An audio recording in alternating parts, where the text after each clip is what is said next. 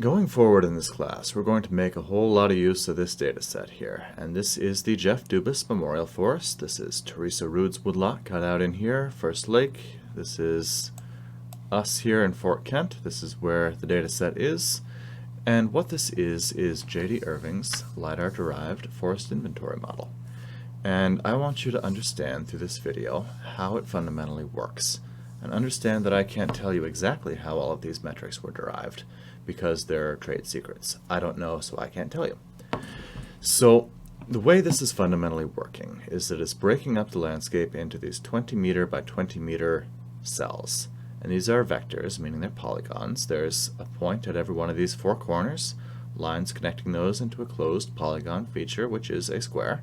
If you click on it, it gives you all sorts of attributes: the top height, maximum height within that cell's area. There's, the average height within that area, and these are in meters. Base to live crown, also in meters. Basal area in square meters per hectare. Trees per hectare, 3,037. Merchantable trees per hectare, 1,189. Gross merchantable volume of 53.1 cubic meters per hectare. And then there's basal area in every one of these size classes, and these are in centimeters. So in the 16 centimeter size class, there is 3.9 square meters of basal area per hectare. And that's fundamentally how that's working. The shape's area is 399.77, which is 400, which is 20 by 20 meters. So that is how that works. You can then say, give me the total basal area for the entire stand. And because it's calculated that over and over again, you can make a map that shows where the areas of higher or lower basal area are. And some of these are in areas that we know to have mature hardwood, others softwood. If we display by the average height, it is going to show a different pattern where these are somewhat taller, even though they have lower total basal area. There's more basal area down here and shorter trees. This outline of a clear cut is still visible, as is this one, and you can get quite a lot of information out of that. Now, the way we get that information is the important bit today, and you can even see that line of the major road here. So let's make this go away and look. Now we're in Fort Kent. This is a 2009 data set. It is a 3 meter resolution canopy height model, just like you were using before, only when you were using it, it was a 1 meter resolution. This is an older data set, so I'm using a lower resolution because the input data were of lower resolution. Here's our biopark. This is the red pine. This is the aspen where we were this fall, laying out that potential harvest that didn't come to be. And this, 10-15 years ago, was harvested.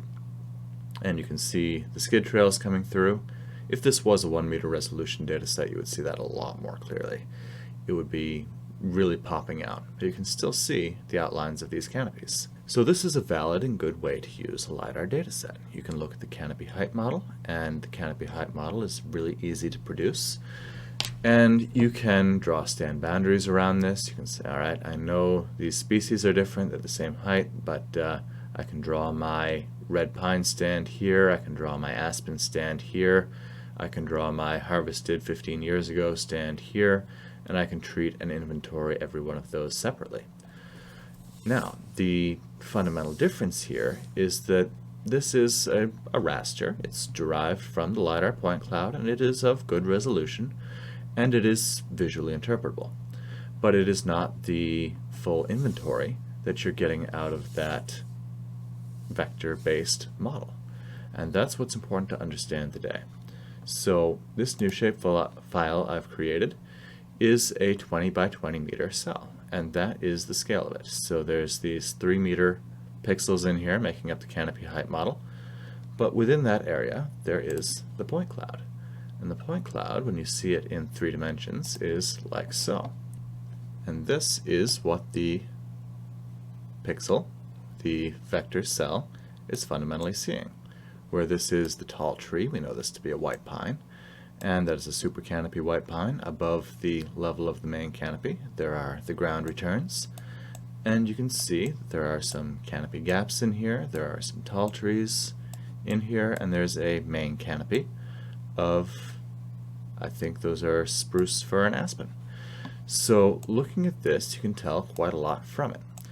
But that visual analysis can only get you so far. The way this is connected to the inventory data that you saw is that they have these things called check plots.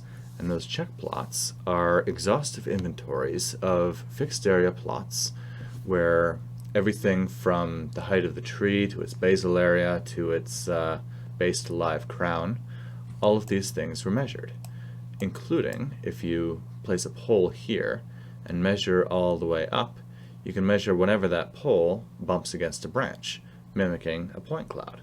So you know what the laser point cloud should be seeing, and from that you can make a correlation between what exists on the ground and what exists in the point cloud.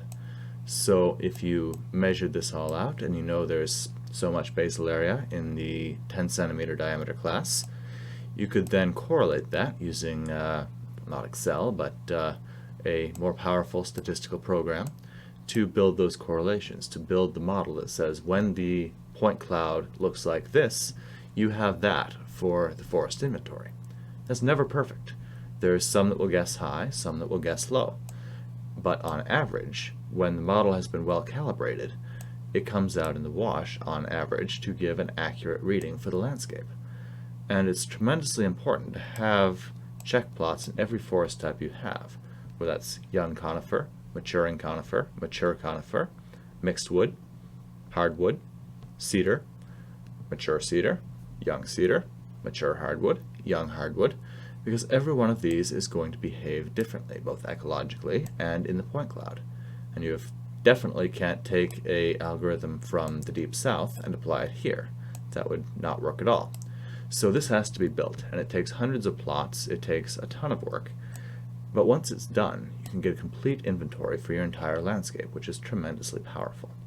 So that is the data set that we're going to be using going forward in this class. It's accessible to you now on ArcGIS Online, and I encourage you to explore it.